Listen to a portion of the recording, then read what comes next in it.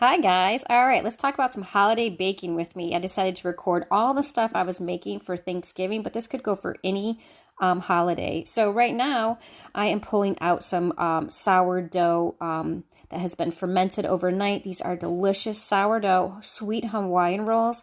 I've been working on this recipe for such a long time, and so I was really excited to go ahead and make these again for Thanksgiving for some family that were coming over. So these ones need to be baked in a glass dish. I've tried it in a cast iron before, and it doesn't work as good. So I melted some butter.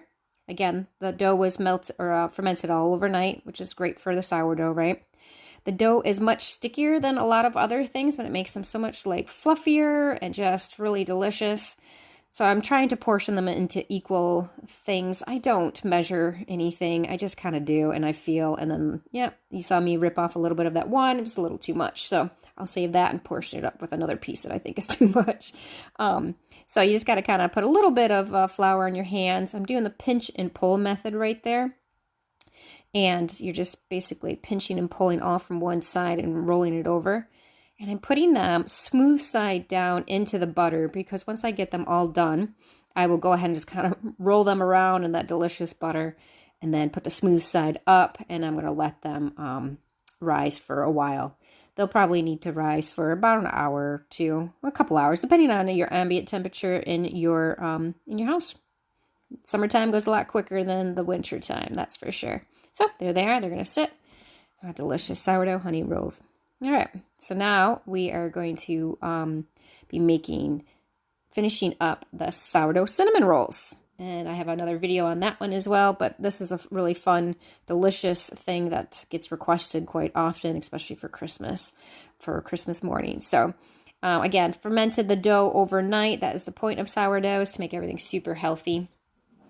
And now I mixed up the baking soda and baking powder, and this is going to help the cinnamon rolls rise, because they only take about an hour or so. So I'm using my hand. I'm getting gross. This is how you make really good food. It's just by touching and feeling and getting to learn different types of dough and what they should be. So I'm going to go ahead and pat this out. And I should probably preface this whole entire video that I did double up the speed, or we would be sitting here for forever listening to me. So, because I made a lot of food. I was in the kitchen a lot, but I typically am. This was just a couple extra things, it seemed like. But it's my favorite thing to do is just to be in the kitchen and creating things and just filling people's bellies with good food. And yes, sometimes some sweets, because it was a holiday. So, yep, now I'm just kind of squaring my rectangle up, and you can see how I'm patting the edges and stuff like that. I melted some butter right in my cast iron pan. These ones work really good in cast iron. So I'm going to spread and pour some melted butter all over the dough and get that. That's how you get all that goo in there, right? And then you'll see me, pretty soon I'll be mixing up the brown sugar and cinnamon. We're going to sprinkle that all over the rectangle. Doesn't that butter look good? I love butter. Good old fat. Fat is so good for you. I use lard for a lot of stuff, even somewhat baking with croissants and stuff. I haven't tried it yet with cinnamon rolls. I wanted something a little sweeter, but I've been switching a lot of stuff out to lard because it's so good for you. Yeah, so we're just going to mix and sprinkle. And then we're going to go ahead and really tightly roll these. I mean, you're not squishing or mashing or anything like that, but you just need a nice roll. And we're pulling it from one end all the way over. Yep, we're almost there. We're going to make sure that the edge is kind of pinched and sealed. So then when we start to cut it, see, I'm kind of patting the edges of it too, just to make sure that all the 12 rolls are equal. And yes, that is floss. That is right. Just go get your old dental floss. And you're going to put it underneath one edge of it, go in about 1.5 inches or so, depending on how fat you guys want these. And you just cross it over. So put it underneath. There, I'm making sure that the roll is pinched enough and it wasn't falling apart. Sometimes you gotta adjust stuff. No big deal. Yeah, put it underneath, cross it over, pinch it. Isn't that cool? It slices it so good. It works such a great job. It doesn't harm the dough. doesn't push in the edges. Like if I wanted to use that bench scraper, it would probably kind of like smush in the edges, but we don't want that. We want nice, light, fluffy, delicious cinnamon rolls. So I'm going to get those all cut, put into the cast iron pan with that melted butter that was in there.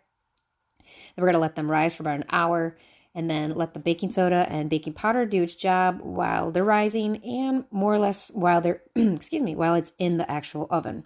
So we're going to let them rise. And then we're going to put that, right here. We didn't finish yet.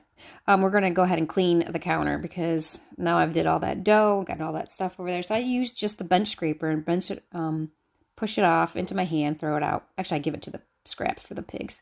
Then I use my all-natural cleaner, which is just vinegar and water to clean everything, and it does such a good job. So what we needed for a holiday meal is good old squash, right? These guys are little things, and they are actually designed to be little things. They are honey butternut squash. Typically, I've always did honey or butternut squash, but recently, these last 2 years, I've found honey butternut squash, and they are sweeter than regular butternut squash. And they are little. They don't really get big, but you know, you get enough. This was pretty much all that I have. I think I might have processed some, got them in the freezer, but this is what we're doing. So they needed to be baked. So I'm just going to go ahead and spray them with an olive oil water mixture, which is a great mixture to make your own spray oil instead of buying like the aerosol cans. And then now I'm going to make some candied nuts. This is literally all in order of everything that I did that day. So we'll get through to the finished product later on. But here we go. I'm whipping up with my immersion blenders 2 egg whites. And because we're going to mix it in with some almonds and walnuts to make some candied nuts. So we're going to pour in whatever I had left over. Yep.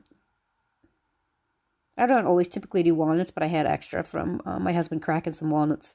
So I thought I'd just use them. And then we're going to mix up cinnamon and sugar. Yep, cinnamon and sugar. Oh yeah, look at all that sugar. It's a treat. Lots of treats going on today. Holiday baking, right? That's why January, everything changes and everybody makes their resolutions to knock off the sweets. So we're going to give that a good mix. Then I'm going to put it on a baking sheet that's been lined with parchment paper so it doesn't stick, and that it's easier to go ahead and pop it into the container after it's baked. So we'll give them a bake in the oven. And after I spread that out, make it nice and smooth. And we'll see what else we're going to be making next, huh? What's coming up? All right, so squash is done. I'm going ahead and scooping out all the good stuff from in there. Not the seeds. I'm putting the seeds back on the tray. What's great about raising animals, either chickens or pigs like we have, but all the stuff can go right to them, and there is absolutely no waste. And then I'm going to put in some butter because, hey, butter. Salt. I use Redmond's real salt. Absolutely favorite salt in the world to get. It has all kinds of minerals and good stuff, and you can just have a lot of it. It's all good. So I'm going to mix. Yeah, you haven't done them in a long time. And then because I'm putting this in a crock pot, I'm going to put some broth in there just so it doesn't dry out. Yeah. Yeah, and for some odd reason, this portion of the video is not double speed, so my hands are moving so slow.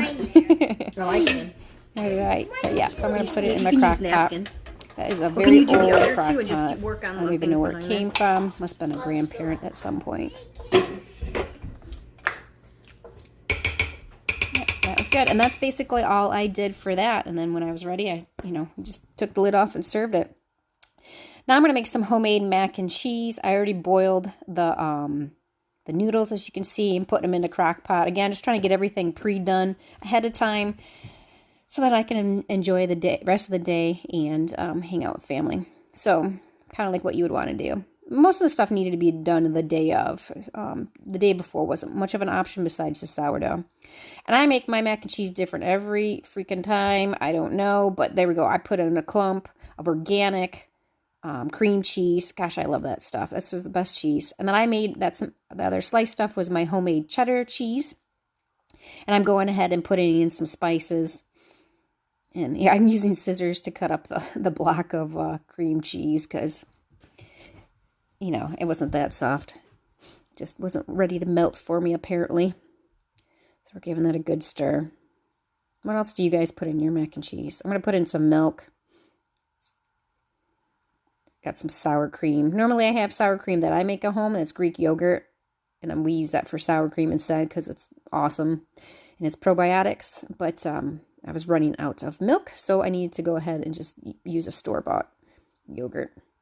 There's my homemade farmhouse cheddar cheese that I absolutely love.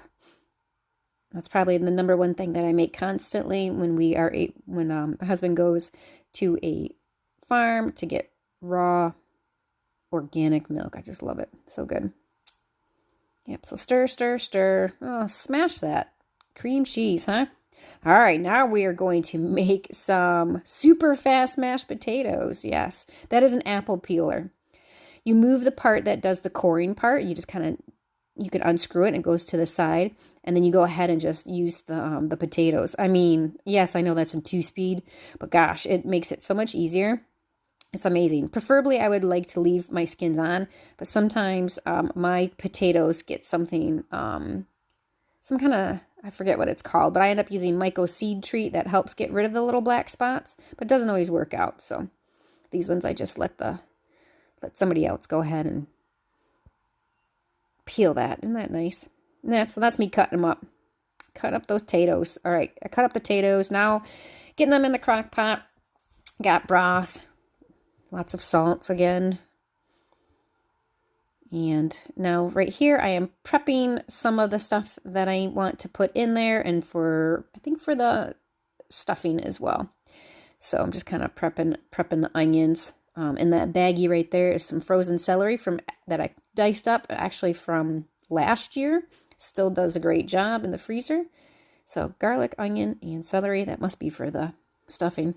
Here I am putting on that delicious homemade frosting on those sourdough cinnamon rolls. It was in the freezer. It's probably been in the freezer for a year. I like to make stuff ahead of time, apparently.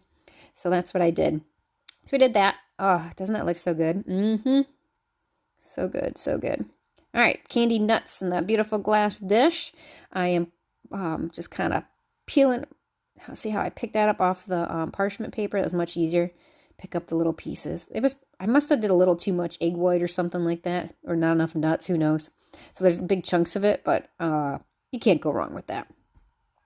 Okay, the husband requested deviled eggs, and I don't think I've ever actually made them. It's just so time consuming, and but I do love them, but it seems ridiculous sometimes. Anyway, so he boiled the eggs the night before and then peeled them that morning, and they must have been fresh eggs. And they were so hard to peel. He was so mad. He had to peel them forever. It was funny. But I'm doing the rest of it now. So, picked out the little middle parts, which was pretty easy. Got to mix up some mayo. I use Sir Kensington's that I really like. I'm squeezing in some Dijon mustard, some pepper. And I put in a crap ton of salt. Way too much salt. But it ended up being okay. Eggs are kind of blah, you need kind of extra. So after they sat for like a while, a couple hours or whatever, it didn't seem as salty once the flavors start to meld together, I suppose. So then I just used a spoon and I made some ugly looking deviled eggs, but I know you can pipe it in and be all fancy. Well, look, I'm a get her done kind of girl, not necessarily make it pretty. So, but there's nothing wrong with that. So you do you, boo. So there we go. I'm going to fill all those in. Then I'm going to sprinkle. No, that got fancy, right? That's a little fancy. Put the paprika on. Oh, my sourdough Hawaiian sweet rolls are done. Oh gosh, I love those things. I'm putting some butter on there. Oh, there's our centerpiece. My mom got me a Lego set. I love Legos. And I built that. So that'll be our centerpiece for the Thanksgiving and stuff. So now I'm just kind of showing you all the stuff that's done. Okay. Got to make the mashed potatoes. They are hot. I did broth, garlic, and the potatoes. Several hours on high to get them mashed up. And I was following a recipe from Half Baked Harvest for, cheesy mashed potatoes with caramelized onions. Yeah, it was really good. I'm not sure if I would, take the extra time to do caramelized onions again. I'm going to just stick with the cheesy part, and that was good. So here's my blocks of homemade cheddar, farmhouse cheddar that I make. And I just, grate that all up in there. I just use that hand masher. That works really good. And then I'm going to add in some sour cream to make it creamier. You could use milk. You could use more butter. You can use whatever you have on hand, which is great. So there's the caramelized onions that I did. Super awkward holding that super heavy cast iron pan, but that's okay. Yeah, give it a big old mix. Excuse me. And then I'm going to go ahead and put that back in the crock pot just to keep it warm till all the other things are done.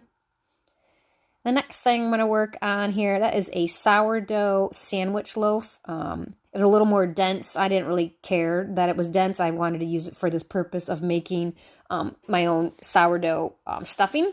So that's kind of what I did. I followed a recipe from Little Spoon Farm. She's got some great recipes with sourdough and stuff. And so I just cut a loaf of bread into all those quarter pieces, putting those half of them on the bottom of the pan there that I sprayed with the olive oil water mixture. Again, my homemade stuff. That's from Homesteading Family. Awesome stuff. All these things that you just can make at home. You don't have to buy fancy stuff. And I'm doing everything organic. And whatever bread thing I can, I'm doing sourdough. So I'm just maximizing all the nutrients and just, and flavors and just goodness. So there was the ground sausage that we had. And I just mixed it with the celery and the onions and the garlic that I did before. Mixing in the broth. Getting it all nice and stirred up. That's probably one of my favorite. I love stuffing for some reason. Some people either hate it or love it, What camp are you in? So I'm going to finish chopping those up. Doesn't even matter. Yeah, who cares what size they are? Just get her done, right? Go ahead and throw them on there. And we're going to give it a little bit more stir. Probably added some more broth. Let's see what I do. Yeah, a little stir.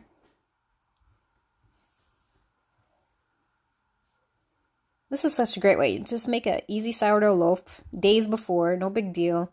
Then you've got something. So my stuff's organic. Then it's organic. I don't have to worry about it. All right, now this is some frozen grape juice concentrate that I had. That clump was just an ice cube. Don't worry. Thawed it for the most part, as you can see, and then made it into juice. Mixed it half and half with water for the kids. No sugar added. Here's the rest of the food.